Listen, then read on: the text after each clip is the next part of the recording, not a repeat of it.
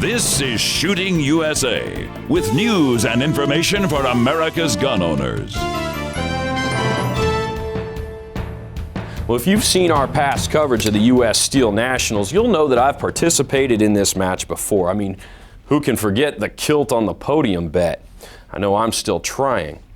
Well, Mike and I talked about it, and we decided we needed to do this thing right. So we got squatted in the actual match. Well, let's just say that decision made the experience a lot more authentic.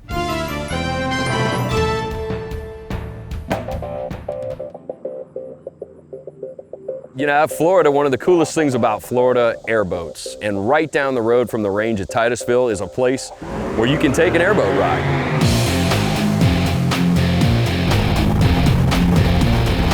Buddy John is he's enjoying the speed on the boat a little bit too much. He's over my shoulder and all I can hear is woo, woo in my ear the whole time. And I just love speed. I mean, it just kicks me in the pants, man, and airboats are fast.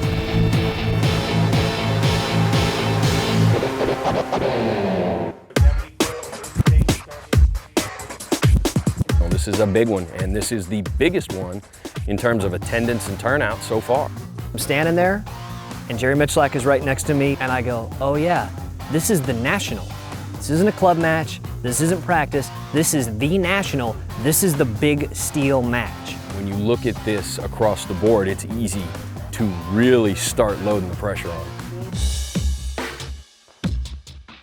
Yeah, as soon as we hit stage one, the nerves set in. This is a big deal. This is a major thing to be a part of, and you need to be prepared for it when you come do it at the National. As much fun as it is, and as much as just a great time to be here, when you're gonna go after the National, you gotta be prepared for it.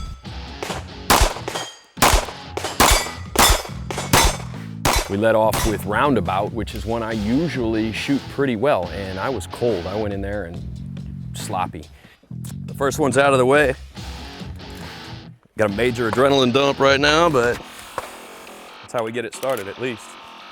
Well, it's interesting on the first stage because I consider steel John's game because he enjoys this and he always goes to these matches and has participated several times. And I really gauge my performance off what he's able to do.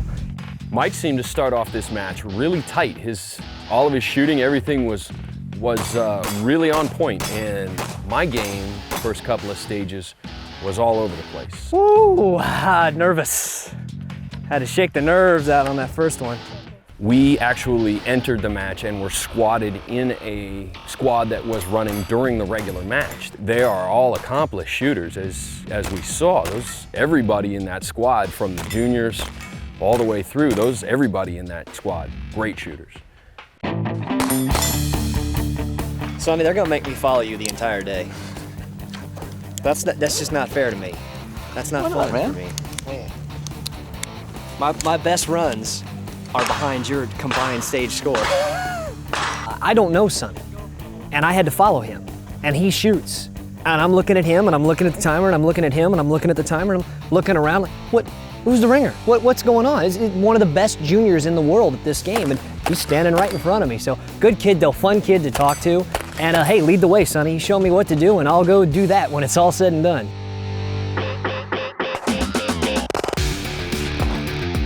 I think I'm starting to develop the ability to just shake off bad performance.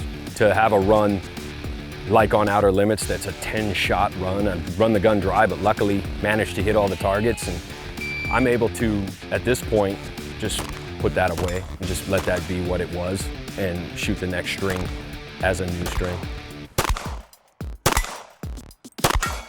It's impressive to see how accurate he can be when he keeps himself calm. I have always said John is a more accurate shooter than I am, and I truly believe that, especially on the longer shots. And what he did so well at Steel Nationals, he kept himself calm throughout the day. You get to do a little dance in the middle too on this one. That's always fun. This is the only moving stage, true moving stage you have, so this is fun. I have a bad habit of getting flustered on the first miss. And that's something I didn't prepare myself for because I don't shoot a lot of steel. I didn't know how not hearing the steel ring would affect me. surely he's going to throw that away and he's going to pull it together and he's going to get this back on track and that'll be his throw-out string. And unfortunately, it wasn't. I had some solid runs that I'm okay with, but still had a few struggles there. There's still a long way to go for me in this game. That was brutal.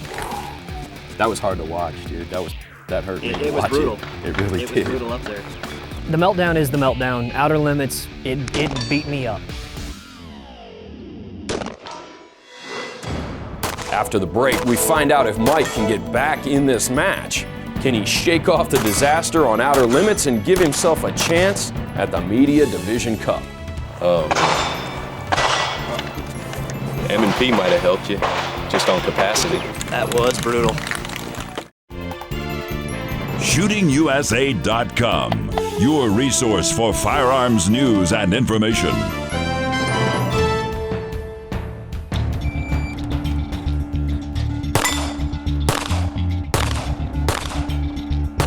Walking away from Outer Limits, that was a humbling and kind of left a bitter taste in my mouth for how bad that went. Mike's experience on Outer Limits could have completely ruined his match, could have ended his day. And he was very, very stalwart in his approach to the immediate next stage. The long walk to the next stage was a gather your thoughts. You can't change what's happened. All you can do is go shoot a better stage now. Ready? 5.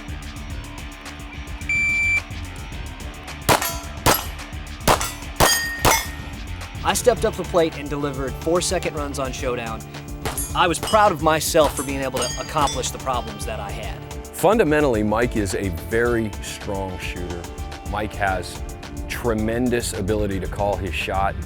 Mike sees his sights the same way every time. You can't change the shot that you broke a second ago. It's done, it's over. But you can change what's gonna happen on the shot you're gonna take next.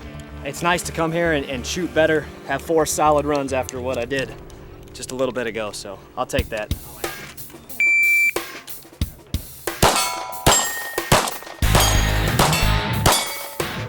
Showdown was the point where John showed that he has become a consistent shooter.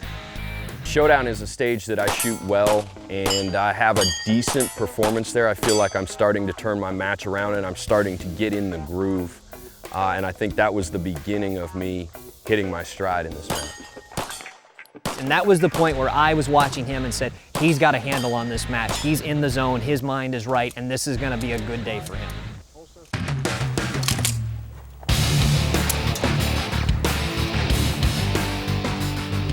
Smoke and Hope, they're such big targets and they look so close, but it's still marksmanship, it's shooting, and John and I laughed afterwards. We did the same thing, run too fast. I can't go any faster than that. Let's see how it is. I should be able to comfortably pull mid to low 3s here, so try to do that and keep cruising. Usually my best stage is Smoke and Hope, and I shot a decent Smoke and Hope today. I tried. That last one I pushed it way, way, way too hard, and that didn't work out, but I'll take it. Standing on the stage and noticed a fairly large crowd behind our squad, and I couldn't figure out why. And there's a guy with a Shooting USA hat, and he's talking to John, and they just wanted to come see John and I. That's a new experience. It still rattles me. I still don't understand why anybody would want to come and watch me shoot, but I think they're attracted to the cameras. And you know, we're out there in the jerseys and so on, and so they're thinking there must be something going on here that's cool. We want people to come out. We want people to come out and try this game. And if first they're gonna come out and they wanna meet John and I and shake our hands and see that, hey, we're average Joes and it's not that hard and they can do this, then that's why we do this.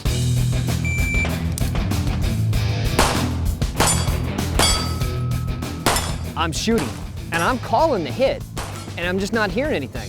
We didn't hear that one piece of steel ring, but you always need to check. It's a fortunate thing, not only do they paint the edges of the steel, so there was a fresh little hairline mark there. Yeah. That's an edger because we paint them, and that's not there from the last shooter. Yep. Okay? Whew. So. Look at this. Get around here and look at this, Mike. This is how close. That's ridiculous. That is the edger right there. Hey, long as the paint's chipped, baby, it's a hit. I think it lends itself to our credibility, and that I couldn't make that same statement when we first started doing it, because it was more laughable. And now we're starting to apply some of the teachings of the professionals that are involved with our program, and creating a track record of improvement that the viewers can enjoy and hopefully can be inspired by. John never pressed himself, and he stayed calm and he stayed in control of across all 8 stages, and that's why he was so consistent and had such a great match. I think stage for stage, Irvine and I were very, very close, and it was just a matter of who didn't have huge blow-ups, and I didn't have any huge ones, and he unfortunately did. So, I've been second and third place here every time, and so, it's nice to finally achieve the win. He beat me straight heads up. I'm happy for him. It was a good win for John. You got to put yourself in my shoes. Go back 4 years ago when I was a guy who had never shot a handgun before. And I came out then not knowing what I was doing, and it was still fun then. I come out now with the improvements that I've made to be a little more competitive. I don't care what the top guys are doing. I'm not that guy. I'm not a professional shooter. You don't play baseball and expect to do what a major league player does. That's not the way it works. This sport is so rewarding. You shoot, you hear it. It's true bang and clang, and that's fun. Well, it really is a good time, and the point of John and I doing this is to show you that you can come out, be a new shooter, and have a great time too. We'd love to see you next year in Titusville, and we will be back. I am going to make John defend that title of his.